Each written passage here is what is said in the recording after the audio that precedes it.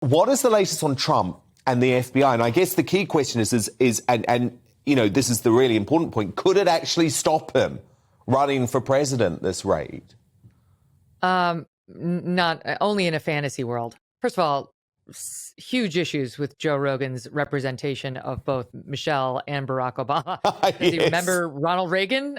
He was pretty articulate and a pretty great representation of what America actually is and of articulate people. So agree. So agree. I don't think Michelle Obama is going to run. I do think some on the left see her as as somebody put it in an article, break here in case of emergency. You know, she's the fire extinguisher that they think might be there just in case Joe Biden doesn't want to run. And there was a New York representative this week who said, off the record to the New York Times, but she wasn't actually off the record. Joe Biden's not going for a second term. And she's been deep in Democratic politics for a long time. So maybe this woman knows for sure something that we all just speculated about.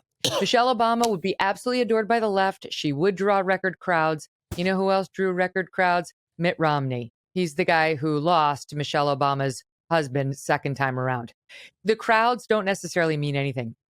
In the case of Donald Trump, they did because the enthusiasm was really there. But big crowds for her book events mean next to nothing.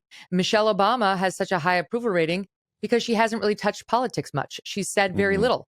What has Michelle Obama done? Michelle Obama's gotten a degree from Harvard.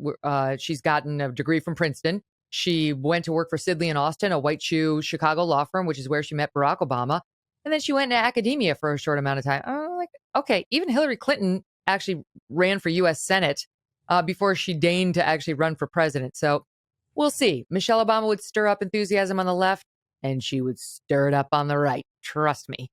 As for Trump, his fortunes have never looked better for running again and winning again.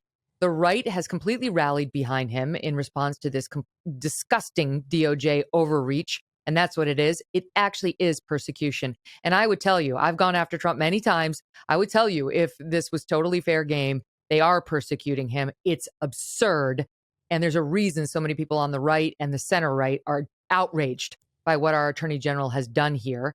I think the nomination is his for the taking right now. He's crushing DeSantis. He's crushing every other candidate on the GOP side for the nomination. And what the Democrats are hoping is that if and when he gets that nomination, he'll lose in a general election. To who?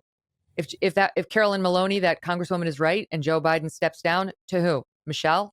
I don't think so.